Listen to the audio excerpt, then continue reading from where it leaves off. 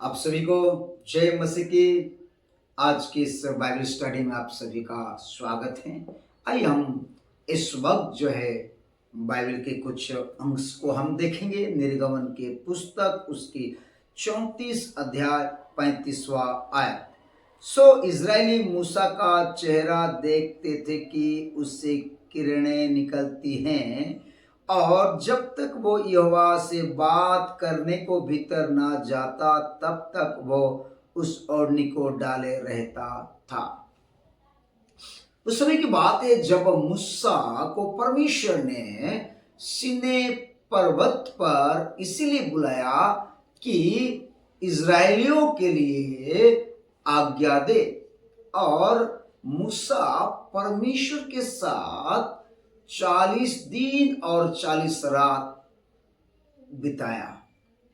परमेश्वर के साथ 40 दिन और 40 रात रहने के कारण जब मूसा 10 आज्ञाओं को लेकर, दोनों हाथ में वचन को लेकर, आज्ञाओं को लेकर, तख्त जो अपने हाथों में लेकर जब पहाड़ से उतर रहा था, तब इज़राइल लोगों ने जब मूसा को देखा तो देख नहीं पा रहे थे, क्योंकि मूसा के चेहरे से किरणें निकलती थी। क्यों ये किरणें उसकी चेहरे से निकलती थी? इसीलिए हो पाया कि उसने परमेश्वर के साथ 40 दिन और 40 रात बिताया। यह दो बातें हैं। एक बात है कि उसके चेहरे से किरणें निकलती थी, दूसरी बात है मूसा नहीं जानता था। यह पहली बातें में हम ये सीख पाते हैं कि जब कोई व्यक्ति परमेश्वर के साथ जीवन बिताता, उसके संगति में समय बिताता है, तो वो अपने जीवन में रूपांतर को देखता है। ये हाई रूपांतर था, एक उस तरह रूपांतर। परमेश्वर के साथ समय बिताने का प्रतिफल जीवन परिवर्तन होता है। जीवन एक उन्नति की ओर बढ़ता है, निराशा से आशा की ओर बढ़ता है, जो उलझन से एक आशा की ओर जो है हमारा जीवन बढ़ता है। परमेश्वर के साथ जो जीवन बिताते हैं, उसकी संगति में जो रहते हैं, प्रतिदिन परिवर्तन होते जाता है। दूसरा कुरिन्थी उसका 3 का 18 में बाइबल बतलाती है कि हम यहाँ पढ़ेंगे। दूसरा कुरिन्थी उसका 3 का 18।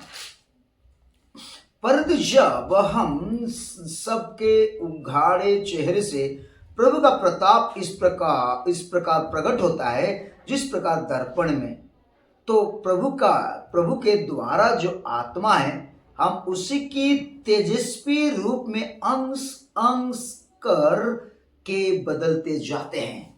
यहाँ मूसा जिस तरह परमेश्वर के साथ रहा और वो परिवर्तन होते जा रहा था, ठीक जब हम परमेश्वर की संगति में हम जीवन जिएंगे, परमेश्वर की हुजूरी में हम उसके साथ समय बिताएंगे, हमारा जीवन अंश अंश करके बदलते जाता है। यद्यपि मूसा को मालूम नहीं हो रहा था कि वो, उसकी जानकारी उसे नहीं थी कि उसके चेहरे चमक रहा है। ठीक हमारा जीवन की परिवर्तन खुद को मालूम नहीं हो पाता है, लेकिन परिवर्तन होते जाता है। हमारा व्यवहार परिवर्तन होते जाता है, हमारी बोलचाल परिवर्तन होते जाता है। हमें जो निचली स्थिति से हमें ऊंची स्थिति पे ले जाता है। परमेश्वर की हजूरी बहुत ही महत्वपूर्ण है। परमेश्वर की हजूरी आपके जीवन को बदल देगा। आप अगर परमेश्वर के साथ समय बिताएंगे, परमेश्वर की तरह होंगे। मान लीजिए एक व्यक्ति कोयले फैक्ट्री में काम कर रहा हो, अच्छा नहा धुआ करके गोरा नारा व्यक्ति कोयले फैक्ट्री में अगर घुस जाएगा और दिन भर वहां काम करने के बाद जो बाहर निकलता है तो वो कोयला होके आ जाएगा।